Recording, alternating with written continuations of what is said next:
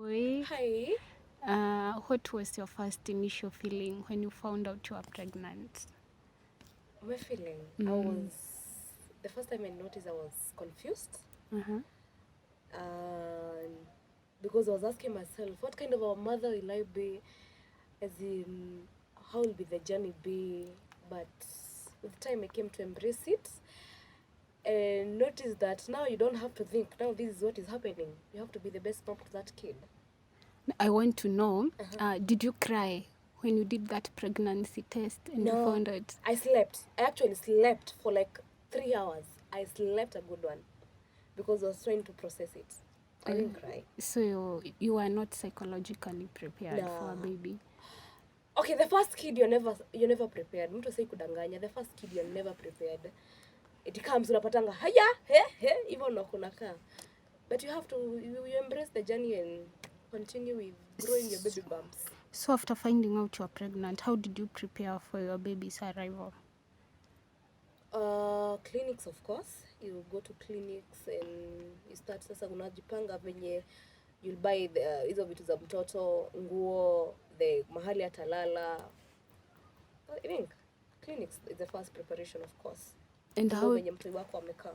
uh-huh. How did you decide on your baby's name? Funny thing, let me beat you that story. Funny thing is that I was expecting because nini yangu it's called what? The naitwaje ile mtu anaekelea yangu ile kitu. Inaitwaje? Aki mbona hiyo jina inapotea. When I went to nilienda clinic and the results were that I'm expecting a boy. Yeah? Funny thing, it was like nilienda clinic kama jana, nilipata mtoe the next day. So I asked the doctor, I need to confirm before I knew that it was a boy. And after I went to that clinic, bado nilijua it's a boy. So, mimi I was expecting that, wait, I'm getting a boy. So I was stuck between, I loved kuna kakijana fulani alikuwa anakaa hapo kwetu, alikuwa anaitwa Ethan. There were we were like 3 houses, so but Ethan, jina ya Ethan ndo ilikuwa inanifurahishanga sana. So I wanted my kid to have a name like Elias. I was stuck with Elias. Shock on me. Ndio huyo mimi pale nimeenda hospitali nimepata mtoto, it's a girl. I got my kid on Saturday at 9:47 p.m. On Sunday, daktari alikuwa akuja kuandikisha watu makadi nini and alikaniuliza, sasa mtoto tutamwandika nani? Woi guy.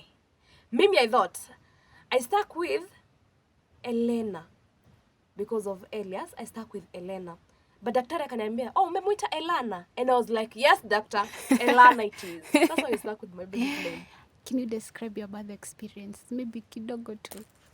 My birth experience, I would say that I had a smooth journey because I used to exercise a lot, walking a lot, because I used to walk mahali nilikuwa chukulia gari, nilikuwa na avoid sana kuna stage mbili, but I used to prefer stage ya mbali, ndo I walk, plus at work, I used to have a lot of walks. My journey kutoka I knew that I was pregnant, I would say it was smooth, apart from hizo, of course, zile complications hukua. But my giving, oh God, it was so funny that I was the one who told the doctor that nasikia mtoto because I could feel my baby alikuwa nagwara the cotton wool. And I told the doctor, now it's my time. Then kuwekelewa kwa kakitanda, 2 minutes hazikuisha. I pushed like I was pushing that my country's economy. That's how I pushed my kid. So how was the feeling of holding your baby for the first time? God, it was heavenly. It was so heavenly. I think I labored for like 7 hours. I labored for like 7 hours. Yeah, I think I labored for 7 hours. And the moment my baby came, hiyo uchungu iliisha, ilipotea kabisa, I don't know where it went. And it was so heavenly, like I was like, guys, sasa haka Mungu. And my baby was so small. She was so tiny. So niliuliza daktari, aki Mungu, unapeleka wapi? But it was so heavenly seeing that after 9 months, you have a kid, you have a healthy kid, you have a kid mwenye ametoka amelia. It was heavenly. What role does your family play in parenting? My family, they're the second parents. Actually, funny thing is that my kid loves my family. Yani, wanakaanga wao ndo wazazi wake.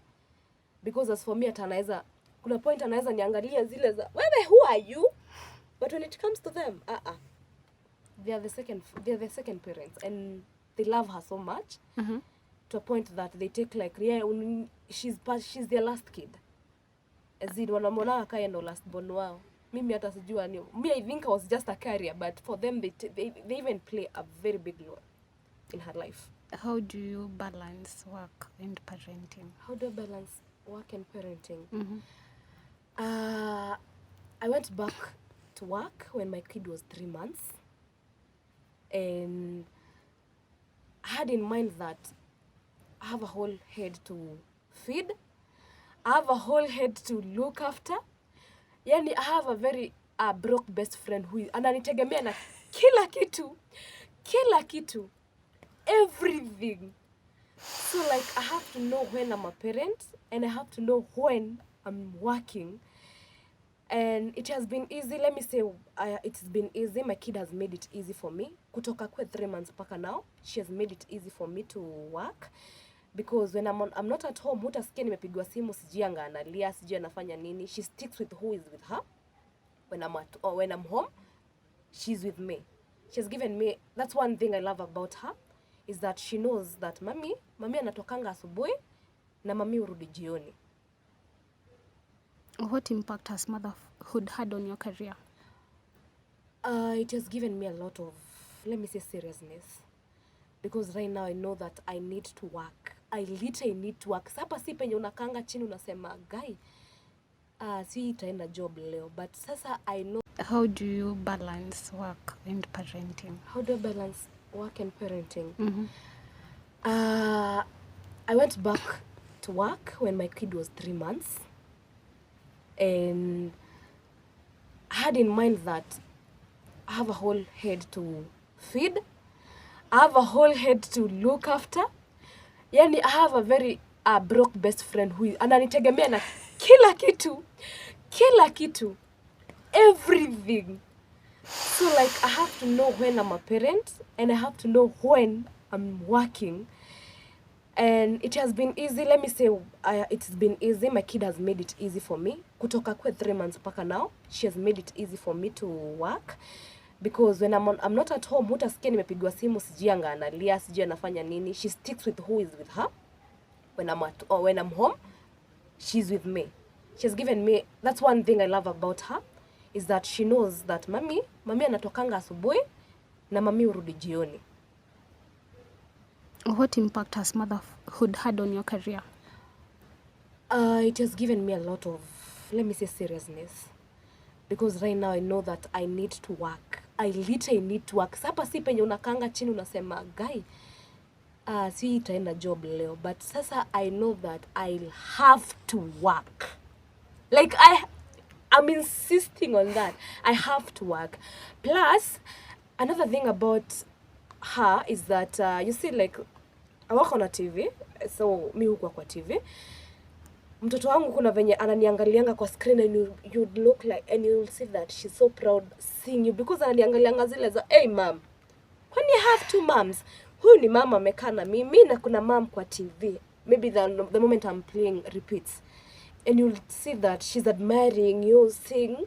Unaona venye mtoto ulianza kulilia Cocomelon. The moment nimeweka mimi, she'll sit, concentrate, and look at me like, and that makes me want to do more of it, because at least I know, in as much as she doesn't say that she's my fan, at least I know I have someone who will be glued to watch me. So what advice would you give to working mothers? Keep doing you, as in keep working. Those small babies, those small kids need, they need you to, to straighten them.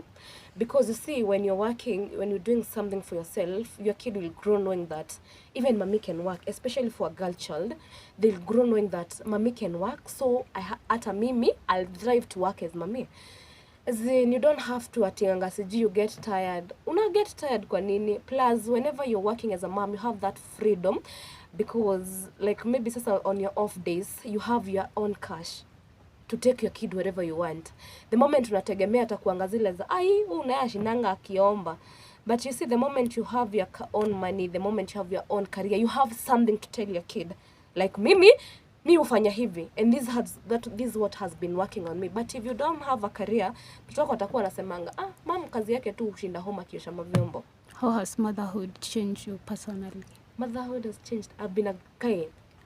Let me tell you a funny thing. I was thinking about it today in the morning. And I will tell you for free that motherhood has made me a very prayerful woman. I'm not saying that before I wasn't prayerful, but it has made me prayerful. Because when you look at the things that are happening in the country, when you look at the things that are going on in life, when you look at things that ziko kwa mitandao, you'll feel like there's a lot of spiritual battles. And because you have ever loved someone unajimalizia.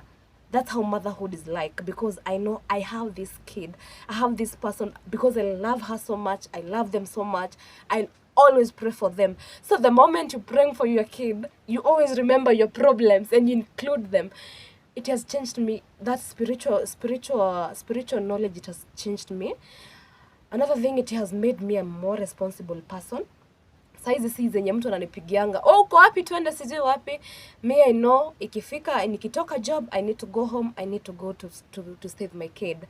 It has changed me to a way that I have to know a lot of things in life, because you'll have to know how to take care of a kid, because hainanga manual ati mtoto akitoka 1 month akienda 2 months this is all supposed to do. No, you learn every day. Thirdly, I would say that it has changed my circle of friends. Because now najipatanga na wamama, let me call them wamama, because now when you stay with people who don't have kids, sana utakuwa unasikia left out. But the moment you have a circle of friends who have kids, it's easier, because utakuwa unamwambia by the way mtoto wangu niliona ametokea kitu fulani. So the moment you tell someone who doesn't have a kid, atakuwa zile za wewe enda hosi. Na it's something you can work at home. I think those are the main things that have changed me. What are your hopes and dreams for your child's future? My hopes and dreams for her is that I hope she becomes a better person than I am.